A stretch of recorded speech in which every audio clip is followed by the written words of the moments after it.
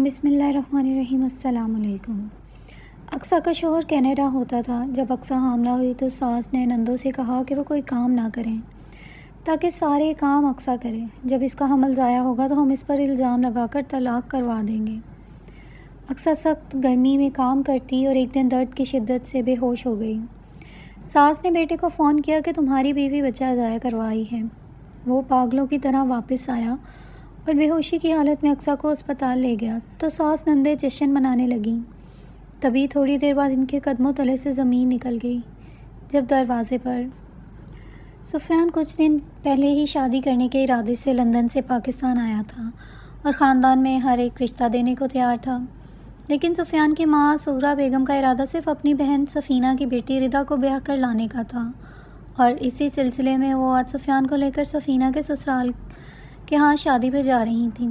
لیکن سفیان جس آزاد ماحول سے آیا تھا اس لیے اپنی پسند سے شادی کرنا چاہتا تھا۔ وہ لوگ وہاں پہنچے۔ ردا اس سے پہلی نظر میں ہی اچھی لگی تھی۔ وہ چپ چاپ بیٹھا موبائل پہ لگا تھا، لیکن ردا سمیت کئی اور لڑکیاں اس کے ارد گرد گھوم رہی تھیں اور خوب آج سنور کر آئی تھیں۔ وہ ان سب سے جان چھڑوانے کے لیے واش روم کا بہانہ بنا کر گھر کے اندر کی جانب بھر گیا۔ وہ اندر داخل ہوا تو اندر سے آتی آوازوں پر ٹھٹک گیا۔ ارے منحوس ماری، جلدی ہاتھ چلا لے، باہر مہمان بیٹھے ہیں۔ ہاتھ جل گیا ہے۔ منحوس ماری، تو کام نہیں کرے گی کیا؟ سفینہ نے کرک لہجے میں کسی کو کہا اور اسے گالیاں نکالتی باہر نکل گئی۔ سسکیوں کی آواز نے سفیان کو متوجہ کیا تھا۔ وہ بے اختیار کچن کی جانب بڑھا تو اس لڑکی کی پیٹھ اس کی طرف تھی۔ سسکیوں سے وہ رو رہی تھی۔ وہ اس کے پاس آیا تو بے حد معصوم سی لڑکی اپنے جلے ہوئے ہاتھ کو دیکھ کر رو رہی تھی۔ سفیان نے دھیرے سے کہا، آپ کا ہاتھ جل گیا ہے تو کچھ لگا لیجئے۔ اس نے پیچھے جا کر کہا تو وہ ہڑبڑا کر مڑی اور جلدی سے سر پر دوپٹہ لینے لگی۔ وہ یک ٹک اسے دیکھے گیا جو کہ انتہائی حسین تھی۔ وہ جلدی سے رخ پھیر کر اپنا کام کرنے لگی اور وہ گمسم سا اسے دیکھنے لگا جس نے پہلی نظر میں ہی اس کے دل کی دنیا بدل ڈالی تھی۔ اس نے کہا، سفینہ خالہ آپ کی کیا لگتی ہیں؟ وہ کہنے لگی، وہ میری مومانی ہیں، آپ پلیز باہر جائیں ورنہ انہیں برا لگے گا۔ سفیان باہر چلا گیا لیکن وہ لڑکی اس کے دل کو بھا گئی تھی۔ لیکن جب اس نے گھر جاتے ہی سفینہ کی نند کی بیٹی اقصیٰ سے شادی کی بات کی تو سغرا بیگم نے تو طوفان کھڑا کر دیا، اور اس کے والد صدیقی صاحب تو اس کے ساتھ تھے، لیکن دونوں بہنیں فریحہ اور سلمیٰ بھی بول رہی تھیں اور ان سب کے انداز سے لگ رہا تھا وہ لوگ اقصیٰ کے حسن سے ڈر رہے ہیں۔ ٹھیک ہے، پھر اگر آپ لوگ نہیں مانتے وہاں شادی کے لیے تو میں بھی بنا شادی کے ہی واپس چلا جاؤں گا، وہ کہتا ہوا اٹھ کر وہاں سے اپنے کمرے کی جانب بڑھ گیا۔ پوری رات وہ ٹھیک سے سو نہیں پایا تھا۔ اگلے دن وہ صبح ہی دوستوں کے ساتھ باہر نکل گیا اور رات گئے واپس لوٹا۔ سغرا نے کھانے کا پوچھا مگر وہ انکار کر کے سونے کے لیے چلا گیا۔ سغرا کو یہ ڈر بھی لاحق ہوا کہ کہیں بیٹا کسی انگریز میم سے شادی نہ کر لے، پھر کبھی واپس نہیں آئے گا۔ اگلے 2-3 دن بھی سفیان کی یہی روٹین رہی اور پھر تیسرے دن صبح سغرا نے اسے آڑے ہاتھوں لیا مگر وہ چپ چاپ سر جھکائے سنتا رہا۔ سغرا نے اسے شام کو ردا کی طرف جانے کو کہا تو مجبوراً اس نے ہاں کر دی۔ وہاں جا کر وہ بیزار شکل بنائے بیٹھا رہا تھا اور ردا بار بار اس کے آس پاس منڈلا رہی تھی مگر اس نے ایک بار بھی نگاہیں اٹھا کر نہ دیکھا۔ وہاں جا کر جب سغرا بیگم نے اقصیٰ کا ہاتھ مانگا تو سفینہ نے بین ڈالنے شروع کر دیے اور ساتھ اقصیٰ کی ماں کو گالیاں نکالنے لگی جو کہ اس دنیا میں تھی نہیں۔ اقصیٰ جو کہ چائے لے کر ادھر آ رہی تھی، سفینہ اس کی طرف لپکی اور اس کی چوٹی سے پکڑ کر بے دردی سے مارنے لگی۔ کہنے لگی، کرم جلی میری بیٹی کی جگہ لینے کا سوچ رہی ہے، میں تجھے آج نہیں چھوڑوں گی۔ سفیان نے جب یہ دیکھا تو خالہ کا ہاتھ پکڑ لیا۔ بس کر دے خالہ، جان سے ماریں گی کیا؟ سفیان نے اسے چھڑواتے ہوئے کہا تو سفینہ مزید گالیاں نکالتے اقصیٰ کو کوسنے لگی۔ یہ سب کے سامنے معصوم بننے کا ڈرامہ کرتی ہے، میری بیٹی کے لیے آنے والے رشتے اسے پسند کر جاتے ہیں۔ اقصیٰ آنسو بہاتی وہاں سے گئی تو سفیان کا دل جیسے اداس سا ہو گیا۔ اس نے اسی وقت شادی کر کے اسے ساتھ لے جانے کا ارادہ کر لیا اور جب اس نے یہ بات کی تو سغرا پریشان ہو گئی کیونکہ اس کا تو ارادہ تھا کہ وہ سفینہ سے کہہ کر اقصیٰ کو ایسا بدنام کروائے گی کہ سفیان اس سے شادی کا سوچے گا بھی نہیں، لیکن یہاں تو بازی ہی الٹی پڑ گئی تھی۔ سفیان کہنے لگا، خالہ آپ میرا نکاح اقصیٰ سے کر دیں تاکہ آئندہ آنے والے رشتے آپ کی بیٹی کے لیے رکاوٹ نہ بنے۔ پھر سغرا اور سفینہ کی ہر کوشش ناکام ہو گئی اور کچھ ہی دیر میں سفیان اس سے نکاح کر کے اپنے ساتھ لے آیا تھا۔ سفیان اس کے لیے منہ دکھائی کے لیے کچھ لینے بازار چلا گیا اور صدیقی صاحب کے کہنے پر فریحہ اور سلمیٰ نے گھر جا کر اپنا ایک سوٹ پہنا کر اسے تیار کرنے کے بعد سفیان کے کمرے میں چھوڑ آئی تھی۔ سفیان کو واپس آتے ٹریفک کی وجہ سے کافی ٹائم ہو گیا تھا اور جب واپس آیا تو اقصیٰ کو زمین پہ سوتا دیکھ کر چونک گیا۔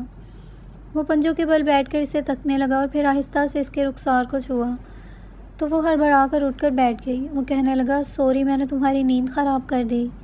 تم زمین پر کیوں سو رہی ہو؟ اوپر بیڈ پر سو جاتی۔ کہنے لگی، زمین پر سونے کی عادت پڑ چکی ہے جی۔ سفیان اسے بیڈ پر لے گیا، اسے دیکھنے لگا جو بے حد معصوم تھی۔ وہ اس کے رخسار کو چھونے لگا، وہ ڈری سہمی سی اسے دیکھنے لگی۔ فکر مت کرو، میں اپنا حق تمہاری مرضی کے بنا نہیں لوں گا، لیکن یہ منہ دکھائی تو لے لو پلیز۔ وہ نیکلس نکالتے ہوئے بولا اور پھر دوپٹہ ہٹا کر اسے نیکلس پہنانے لگا تو اس کی گردن اور کندھوں پر پڑے نشان دیکھ کر چونک گیا۔ اس نے جب اقصیٰ سے اس کے بارے میں پوچھا تو اس نے سفینہ کے ایک ظلم کے متعلق بتایا۔ سفیان اس کی تکلیف پہ بے چین سا ہو گیا، پھر اسے سونے کیا کہہ کر اس پر کمبل اڑا کر وہ کپڑے چینج کرنے چلا گیا۔ جب وہ واپس آیا تو بڑی پرسکون سی نیند سو رہی تھی۔ کچھ دیر پہلے جب سوئی تھی تو اس وقت ایک اضطراب سا جھلک رہا تھا، لیکن اب وہ مطمئن سو رہی تھی۔ وہ اس کی پیشانی پہ بوسہ دیتے ہوئے اپنی جگہ پر آ کر لیٹ گیا۔ صبح فجر کے وقت جب اٹھا تو اکثر اس سے پہلے اٹھ کر وضو کرنے کے بعد نماز پڑھ رہی تھی۔ وہ بھی اٹھ کر وضو کرنے کے بعد صدیقی صاحب کے ساتھ مسجد چلا گیا۔ جب واپس آیا تو اکثر جاگ رہی تھی۔ اس کی عادت تھی کہ فجر کے بعد کچھ دیر سوتے تھے۔ اس نے اکثر کو سونے کا کہا، لیکن اس نے کہا وہ اس ٹائم نہیں سوتی، تو بنا کچھ کہے خود سونے کے لیے لیٹ گیا۔ 9 بجے کے قریب جا کر آنکھ کھلی تو اکثر کمرے میں نہیں تھی اور وہ اسے ڈھونڈتے ہوئے نیچے آیا تو اسے کچن میں کھانا بناتے دیکھ کر چونک گیا۔ اس نے پاس ہی بیٹھی موبائل پہ مصروف سلمیٰ کو اس کی مدد کرنے کو کہا تو اسے ٹکا سا جواب دے کر اپنے کمرے میں چلی گئی کہ مجھے یہ کام نہیں پسند اور ویسے بھی کچن میں بہت گرمی ہوتی ہے۔ وہ سر جھٹک کر اقصیٰ کے ساتھ اس کی مدد کرنے لگا۔ اقصیٰ کے لاکھ روکنے کے باوجود اس نے چائے بنا کر برتن ٹیبل پر لگانے شروع کر دیے تھے کہ سغرا بیگم باہر نکلی اور اسے بیوی کے ساتھ کام کرتے دیکھ اس کے جیسے سینے پہ سانپ ہی لوٹ گئے۔ وہ اقصیٰ کو بولتے کرسی پر بیٹھ گئیں کہ بڑی نکمی لڑکی ہے۔ تبھی سفینہ بھی اس سے تنگ تھی، اپنی مصیبت ہمارے گلے ڈال دی۔ سغرا بیگم نے منہ بنا کر کہا۔ سفیان کہنے لگا، مجھے کام کی عادت ہے امی، میں کون سا پہلی بار کر رہا ہوں، وہاں تو اپنے ہاتھوں سے سب کرتا ہوں۔ اس نے مسکراتے ہوئے کہا تو وہ منہ ہی منہ میں بڑبڑانے لگی۔ اس نے سغرا کے رویے پر اقصیٰ سے معافی مانگی تو وہ حیرانگی سے اسے دیکھنے لگی۔ سفیان نے اس کی حیرانگی کی وجہ پوچھی تو بولی، آج تک اسے کبھی کسی نے سوری نہیں کہا تھا۔ وہ اس کی معصومیت پہ محض مسکراتا ٹیبل کی جانب بڑھ گیا۔ وہ اسے کھانا ڈال کر دے رہا تھا اور سغرا یہ سوچ کر برا حال تھا کہ سفیان اب ان کے ہاتھوں سے گیا۔ سفیان نے ناشتے کے بعد اسے ساتھ لیا اور اسے ڈھیروں شاپنگ کروانے کے بعد ایک ریسٹورنٹ میں لے آیا۔ اقصیٰ نے جب مینیو کارڈ سے آرڈر کیا تو وہ حیران رہ گیا اور اقصیٰ نے بتایا کہ وہ FSC کر کے فارغ ہوئی تھی جب 2 سال پہلے ایک حادثے میں اس کے ماں باپ کا انتقال ہو گیا۔ ددیال والوں کے لاتعلق ہونے کی وجہ سے اسے ننیال والوں کے ہاں لے آئے اور سفینہ نے 2 سال اس پر ظلم کے پہاڑ توڑ ڈالے تھے۔ سفیان تو اس کے دکھ جان کر مزید افسردہ ہو گیا تھا اور وہ آنے والے حالات کو لے کر پریشان تھا کہ اس کے لندن جانے کے بعد اقصیٰ کے ساتھ نہ جانے کیا سلوک ہونے والا تھا۔ وہ شام کو جب گھر لوٹے تو سغرا سر باندھے وہاں چارپائی پہ لیٹی تھی اور انہیں دیکھتے ہی وائیولا شروع کیا کہ سفیان نے بھی اپنے کانوں کو ہاتھ لگا لیا۔ کہنے لگی، 2 ٹکے کی لڑکی کو لاکھوں کی شاپنگ کروا دی۔ سفیان بنا کچھ بولے ان کی سنتا رہا اور اقصیٰ کو اس کے کمرے میں جانے کو کہا۔ اس کی اس حرکت پر سغرا نے اقصیٰ کو کوسنا شروع کر دیا۔ سفیان نے جب اسے روکنا چاہا تو اس نے اپنا سینہ پیٹ کر اقصیٰ کو بددعائیں دینی شروع کر دی۔ سفیان غصے سے اپنے کمرے کی جانب بڑھ گیا اور جب وہ کمرے میں داخل ہوا تو اقصیٰ فقط چہرہ لیے 7 انگلیاں مڑوڑتی اسے ہی دیکھ رہی تھی۔ آنٹی جی بہت غصے میں ہے نا، میں انہیں جا کر سوری بول دیتی ہوں، کیا آئندہ ایسا نہیں ہوگا، اقصیٰ نے گھبرائے ہوئے انداز میں کہا تو سفیان نے اسے خشمگین نگاہوں سے دیکھا۔ کیوں دوبارہ ایسا نہیں ہوگا؟ میں تو تمہیں روز لے کر جانے والا ہوں اور تم میری بیوی ہو اور میرے ساتھ گئی تھی، اس میں برا ماننے والی کون سی بات ہے؟ میری ماں بہنیں بھی بازار جا کر ایسے ہی شاپنگ کرتی ہیں، اگر میں تمہیں ساتھ لے گیا تو انہیں پرابلم کیوں ہے؟ وہ سر جھٹک کر ناگواری بھرے انداز میں بولتا واش روم کی جانب بڑھ گیا۔ جب وہ فریش ہو کر باہر آ نکلا تو اقصیٰ ویسے کہ ویسے پریشان سی ادھر سے ادھر ٹہل رہی تھی اور سغرا بیگم کے باہر سے ابھی بھی آہو بکا کی آوازیں آ رہی تھیں۔ اگنور کرو تم انہیں، ان کی شروع سے ہی عادت ہے تھوڑی سی بات کو بہت بڑا ایشو بنانے کی۔ سفیان نے اس کے رخسار کو تھپتھپاتے ہوئے کہا اور پھر اپنا ماتھا مسلتا صوفے پہ بیٹھتے ہوئے اس کی پشت سے ٹیک لگا کر اپنا ماتھا سہلانے لگا۔ کچھ پل گزرے تو اسے اپنے ماتھے پر اس کا نرم و ملائم ہاتھ محسوس ہوا تو اس کے دل پر جیسے ٹھنڈی میٹھی سی پھوار پڑنے لگی۔ وہ آہستہ آہستہ اس کا سر دبا رہی تھی اور سفیان کے رگ و ریشے میں سکون سا اتر رہا تھا۔ اس نے بے اختیار اس کا ہاتھ پکڑ کر لبوں سے لگایا اور پھر آنکھیں کھول کر اس سے دیکھا تو وہ اس کی حرکت پر سرخ ہوئی تھی۔ سفیان اٹھ کر اس کے سامنے آیا اور اس کی آنکھوں میں آنکھیں ڈال کر دیکھنے لگا اور وہ اس کے اس طرح دیکھنے پر نگاہیں جھکا کر اپنی انگلیوں کو مروڑنے لگی۔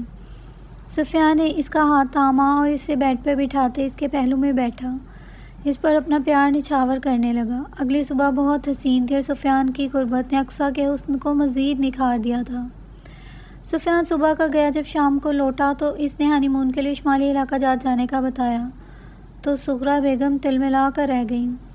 اگلی صبح ہی وہ اپنے ہانی مون کے لیے نکل گئے۔ پورا ایک مہینہ کیسے گزرا سفیان اور اسے پتہ بھی نہ چلا۔ ہانی مون سے واپس آنے کے 2 دن بعد سفیان کی واپسی تھی اور وہ 2 دن کے بعد جب لندن واپس جانے لگا تو اپنے پیچھے سے چھوڑ دینے پر اس کا دل نہ جانے کیوں ڈوب سا رہا تھا اور کچھ اکثر اس کے جانے کا سن کر بہت افسردہ تھی۔ وہ دل پر بھاری پتھر رکھے لندن کے لیے نکل گیا۔ سفیان لندن تو چلا آیا مگر دل پاکستان ہی چھوڑ آیا تھا۔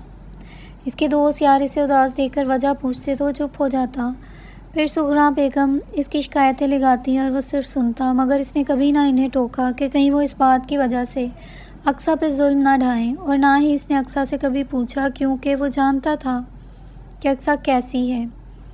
روز گھنٹوں اس سے باتیں کرتا اپنا سکون تلاش کرتا تھا اور اپنا کوئی بغیر پردیسیوں کی کوئی زندگی نہیں تھی۔ یوں ہی روکھی پھیکی زندگی گزر رہی تھی کہ ایک صبح سغرا کا فون آیا کہ تیری بیوی ماں بننے والی تھی اور وہ اپنا حمل ضائع کروا کر کسی اور کے ساتھ بھاگ گئی۔ وہ اسے فون کر کر کے پاگل ہو گیا تھا مگر اس کا نمبر ہی نہیں مل رہا تھا۔ وہ اپنا ٹکٹ کروا کر 1 ہفتے کے بعد پاکستان پہنچا تو سغرا اس سے دیکھتے بین ڈالتے ہوئے اقصیٰ کو بددعائیں دینے لگی۔ وہ ساکت و جامد سا کھڑا تھا اور پھر وہ بنا کچھ کہے کمرے میں آیا تو اس کی مہک، اس کی یادیں کمرے میں رچی بسی تھیں۔ وہ گھبرا کر اٹھا اور چھت پر جا کر چارپائی پر لیٹ کر تاروں سے بھرے آسمان کو دیکھنے لگا۔ اسے لیٹے کچھ دیر ہی ہوئی تھی کہ اسے ایسا محسوس ہوا اسے کوئی آہستہ سے پکار رہا ہے۔ اس نے جب سر اٹھا کر دیکھا تو ساتھ والی ہمسائے کی بہو تھی۔ وہ اٹھ کر پاس گیا تو اس نے بتایا کہ اس 1.5 مہینے میں سغرا بیگم نے اپنی بیٹیوں کے ساتھ اقصیٰ پہ بہت ظلم کیے، مگر وہ ان کے ہر ظلم کو سہ کر بھی خاموش رہی، اور روز سغرا بیگم اسے ستاتی تھی مگر وہ لب سیے چپ چاپ گھر کا کام کیے جاتی تھی۔ جب صدیقی صاحب گھر ہوتے تھے تو کچھ لحاظ کر جاتی تھی مگر ان کے جاتے ہی وہی ظلم جاری ہو جاتا تھا، اور اس کے حاملہ ہونے کا سن کر سغرا بیگم نے یہ تک کہا کہ یہ بچہ ناجائز ہے۔ ان کی اس بات پر وہ پہلی بار ان کے آگے بولی تو انہوں نے اسے بے دردی سے تھپڑ مارے، اسے گھر سے باہر نکال دیا۔ اس دن صدیقی صاحب بھی شہر سے باہر گئے تھے۔ وہ پوری رات اتنی سردی میں برستی بارش میں بھیگتی رہی، ان سے دروازہ کھولنے کی درخواست کرتی رہی لیکن ان کو رحم نہیں آیا۔ صبح وہ دروازے پہ ہی بے ہوش ہو گئی اور میں ایمبولینس منگوا کر اس میں ڈال کر ہاسپٹل لے گئی، اور اس کا رات بھر سردی کی وجہ سے حمل ضائع ہو گیا۔ پھر میں اسے وہاں چھوڑ کر کچھ دیر کے لیے گھر آئی اور جب شام جو واپس گئی تو وہ وہاں سے جا چکی تھی، اور سغرا بیگم نے پورے محلے میں یہ مشہور کر دیا کہ اس کے کسی مرد کے ساتھ ناجائز تعلقات تھے اور وہ اسی مرد کے ساتھ چلی گئی ہے۔ صدیقی صاحب کو بھی یہی بات کہہ کر اس کے خلاف کر دیا۔ ہمسائے کی بات پہ اس کا دل پانی پانی ہو رہا تھا اور وہ اس دن کو کوس رہا تھا جب اس نے اسے یہاں چھوڑ کر جانے کا فیصلہ کیا، جبکہ وہ ماں اور بہن کی فطرت سے واقف تھا۔ وہ چھت سے اتر کر من بھر کے قدموں کے ساتھ اپنے کمرے میں آ گیا۔ پوری رات وہ روتا رہا اور صبح ہوتے ہی وہ اسے ڈھونڈنے نکل گیا۔ اس نے ہاسپٹل کے آس پاس کئی جگہوں پہ اسے تلاش کیا مگر وہ اس سے نہ ملی۔ اس نے پولیس سے مدد لینے کا فیصلہ کیا اور جا کر علاقے کے SHO کو اس کی تصویریں دیں تو انہوں نے یقین دہانی کروائی کہ وہ اسے ڈھونڈنے میں مدد ضرور کریں گے۔ وہ یہ کام چپ چاپ کروا رہا تھا۔ اس دن بھی وہ مایوس سا گھر لوٹا تو سامنے بیٹھی ردا اور سفینہ کو دیکھ کر اس کا موڈ خراب ہو گیا۔ وہ سلام دعا کے بعد اپنے کمرے میں فریش ہونے کے لیے چلا گیا اور نہا کر جب نکلا تو ردا اس کے بیڈ پر نیم دراز سامنے لگی LCD پر مووی دیکھ رہی تھی۔ کا یوں بے باک انداز اسے ایک آنکھ نہ بھایا اور وہ اسے غصے سے وہاں سے جانے کا کہنے لگا۔ مگر وہ مسکراتے ہوئے اسے ہی دیکھ رہی تھی۔ سفیان نے چلا کر سغرا بیگم کو بلایا تو وہ ہامتی کامتی اوپر آئی اور زبردستی ردا کو لے کر نیچے چلی گئی۔ وہ بھی کپڑے چینج کرنے کے بعد نیچے آیا اور سغرا بیگم کے کمرے سے بائک کی چابی لینے کے لیے آیا تو اندر سے آتی آوازوں پہ ٹھٹک گیا۔ بس کچھ دن اور ہے، وہ پاکستان سے چلا جائے گا تو اگلی بار ردا کی شادی کر دیں، اور ہاں وہ کل موہی اقصیٰ کو اپنے گھر سے دفع کرو۔ سغرا کی آخری بات پر وہ ٹھٹک گیا۔ ارے آپا، اسے کیسے دفع کروں؟ اس کی بدولت جائیداد آ رہی ہے، اس کے دودھیال والے اس کا حصہ دیں گے اور میں بس اس سے لینے کے بعد اسے چھوڑ آؤں گی کسی دارالامان میں، سفینہ نے انتہائی لالچی انداز میں کہا۔ باہر کھڑا سفیان ان کی باتوں پہ سن سا ہو گیا تھا۔ پھر وہ بنا چابی لیے تیزی سے باہر نکلا اور رکشہ لے کر سفینہ کے گھر پہنچا۔ دروازہ کھلا تھا تو وہ تیزی سے اندر داخل ہوا تو صحن ہوتی اقصیٰ اسے دیکھ کر ساکت رہ گئی۔ وہ پاس گیا تو سب چھوڑ دی، اس کے سینے سے لگی، تڑپ تڑپ کر رو دی۔ سفیان خود بھی رو رہا تھا۔ پھر اس نے اقصیٰ کے آنسو پوچھے سے گھر جانے کے لیے کہا تو وہ زرد پڑنے لگی۔ فکر مت کرو، میرے ہوتے ہوئے تمہارے اوپر کوئی آنچ بھی نہیں آئے گی۔ سفیان نے تسلی دی تو منہ ہاتھ دھو کر اس کے ساتھ چل پڑی۔ وہ اسے لے کر جب گھر پہنچا تو دروازہ کھلتے ہی سامنے کھڑی سغرا اور باقی سب انہیں دیکھ کر پیروں تلے سے زمین نکل گئی۔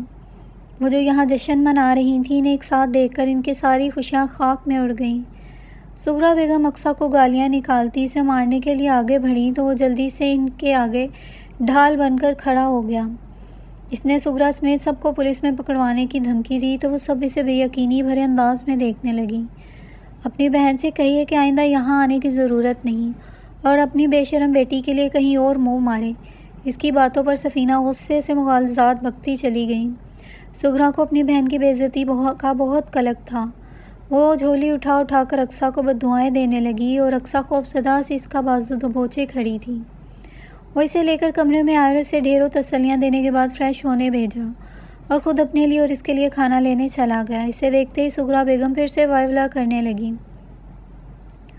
اور اسی اثناء میں صدیقی صاحب گھر آ گئے۔ انہوں نے وجہ پوچھی تو سفیان نے ایک ایک بات بتائی اور وہ شرمندہ سے کھڑے تھے۔ وہ روٹی لے کر کمرے میں آیا اور دونوں نے بیٹھ کر بڑے دنوں بعد پیٹ بھر کر کھانا کھایا تھا۔ اس نے رات کو اس سے شکوہ کیا کہ اس نے اپنے اوپر ہوتے ظلم کا اسے کیوں نہیں بتایا تو وہ بولی اسے پردیس میں پریشان نہیں کرنا چاہتی تھی۔ سفیان اسے دیکھ کر رہ گیا۔ وہ اتنے سے عرصے میں اس کی پریشانیوں کو سمجھ گئی مگر سغرا بیگم ماں ہو کر نہیں سمجھ پائی تھی۔ اگلے دن وہ صبح اٹھا تو وچولن کو بلوا کر سلمیٰ اور فریحہ کے رشتے لانے کو کہا تو وہ سب بہت خوش ہو گئیں اور دل کھول کر اس نے انہیں شاپنگ کروائی۔ مگر شادی کے دن اس نے رخصت کرتے ہوئے کہا کہ اس گھر میں مہمان بن کر آنا تو دروازے کھلے ورنہ ان کے لیے دروازے بند ہیں۔ اس کی اس بات پہ کافی تماشا ہوا مگر وہ اب ان تماشوں کا عادی ہو چکا تھا۔ پھر ایک دن ایک بڑی سی گاڑی میں ایک سوٹڈ بوٹڈ آدمی ان کے گھر آیا جو کہ اقصیٰ کا چاچا تھا۔ اس دن اسے معلوم ہوا کہ اقصیٰ کا دودھیال کافی امیر تھا، لیکن اقصیٰ کی ماں اور باپ نے لو میرج کی تو اقصیٰ کے والد کو آگ کر دیا گیا اور وہ شہر میں شفٹ ہو گئے۔ سالوں پہلے وہ انہیں تلاش کرتے رہے، پھر انہیں خبر ملی کہ اقصیٰ کے والدین ایک حادثے میں فوت ہو چکے ہیں تو اس کے دادا اور چاچو ان کی بیٹی کو تلاش کرتے سفینہ کے ہاں پہنچے، مگر سفینہ نے کئی دنوں سے انہیں ٹال رکھا تھا اور آج وہ اسے ڈھونڈتے یہاں آ پہنچے تھے۔ چاچا نے ہاتھ جوڑ کر اقصیٰ سے معافی مانگی تو اپنے باپ کی شکل و صورت کے شخص کو دیکھ کر ہی جذباتی ہو کر رونے لگی تھی۔ پھر وہ انہیں گھر آنے کا کہہ کر چلے گئے اور سفیان بنا اس کے کہے ہی جان چکا تھا کہ وہ اپنے دودھیال والوں سے ملنے کا اشتیاق رکھتی ہے۔ وہ اگلے دن ہی سے لے کر اس کے گاؤں چلا آیا جہاں ان کا پرتپاک استقبال کیا گیا تھا۔ اقصیٰ کو تو سب نے ہتھیلی کا چھالا بنا رکھا تھا۔ اس کے والد صاحب اس سب سے بڑے تھے اور ان کی باقی بہن بھائی ان سے چھوٹے تھے، تو ان کی شادیاں بھی بعد میں ہوئی تو اس کے کزنز کچھ ہم عمر تھیں تو کچھ کافی چھوٹے تھے۔ سب اسے اقصیٰ آپی بولتے، اس کے آگے پیچھے گھوم رہے تھے اور اتنی خوش تھی کہ اس سے پہلے سفیان نے صرف اپنے ہنی مون کے دنوں میں خوش دیکھا تھا۔ وہ 2-3 دن وہاں رہنے کے بعد جب واپس آنے لگے تو اقصیٰ کے دادا نے انہیں ایک چیک دیا جو کہ اقصیٰ کے بابا کے حصے کی زمینوں کی قیمت تھی۔ اس کے لاکھ منع کرنے کے باوجود انہوں نے زبردستی وہ چیک انہیں تھما دیا۔ وہ گھر پہنچے تو اقصیٰ نے وہ چیک اسے دیتے ہوئے کاروبار شروع کرنے کا کہا، لیکن اس نے بڑی سہولت سے یہ کہہ کر انکار کر دیا کہ وہ لندن میں اچھا خاصا کماتا ہے تو وہ وہیں جائے گا اور ساتھ ہی اس کا ویزا بنانے کے لیے دے دیا اور کچھ عرصے کے بعد ہی وہ اسے وہاں بلانے والا تھا۔ اس کی بات پہ اقصیٰ چپ سی ہو گئی۔ پھر سفیان نے ان پیسوں کا ایک گھر خرید کر اقصیٰ کے نام کر دیا۔ انکل آنٹی اکیلے کیسے رہیں گے؟ ایک دن اس نے افسردگی بھرے انداز میں پوچھا۔ جیسے پہلے رہتے تھے ویسے ہی رہیں گے۔ فریحہ اور سلمیٰ وقتاً فوقتاً چکر لگاتی رہیں گی اور ہم بھی ہر سال آیا کریں گے۔ ویسے بھی اب میرا دل نہیں کرتا یہاں رہنے کو، رشتوں پر سے اعتبار اٹھ گیا ہے۔ سفیان ایک ہاتھ اور سر جھکائے لب کچلنے لگی۔ ان کی یہ گفتگو باہر کھڑی سغرا کو شرم سے پانی پانی کر گئی اور وہ سیڑھیاں اتر رہی تھی کہ سیڑھیوں سے گر گئی۔ سفیان اور صدیقی صاحب اسے ہاسپٹل لے کر گئے اور ان کے ریڑھ کی ہڈی پہ چوٹ لگی تھی جس کی وجہ سے وہ پیرالائزڈ ہو گئیں۔ ان دنوں میں سلمیٰ فریحہ رہنے آئیں کہ ہمیں ماں کی خدمت کرنی ہے، لیکن سارا دن بیٹھی ٹی وی دیکھتی رہتی اور سغرا بیگم انہیں پکار پکار کر تھک جاتی۔ اور ایک دن سغرا نے ہاتھ جوڑ کر اپنے گھروں میں جانے کو کہا۔ ان کے جاتے ہی اقصیٰ نے ان کی ایسی خدمت کی کہ جس کے منہ سے ہر وقت بددعائیں نکلتی تھیں اب دعائیں نکلنے لگی تھیں، اور سفیان بڑا مطمئن اور خوش سا واپس پلٹ گیا۔ اس کے جاتے ہی اقصیٰ دوبارہ سے حاملہ ہو گئی۔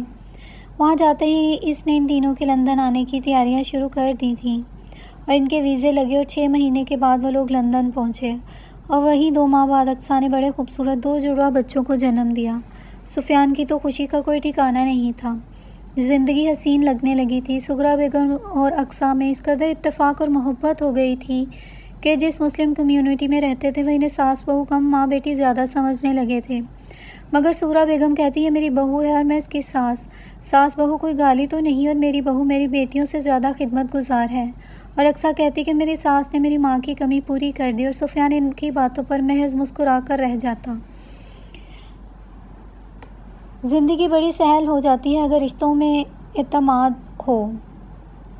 رشتوں میں اعتدال تبھی ہوتا ہے جب ہم ہر رشتے کو اس کی جگہ پر رکھتے ہوئے اسے نبھاتے ہیں، جیسا کہ آج سغرا بیگم اور اقصیٰ نبھا رہی تھیں۔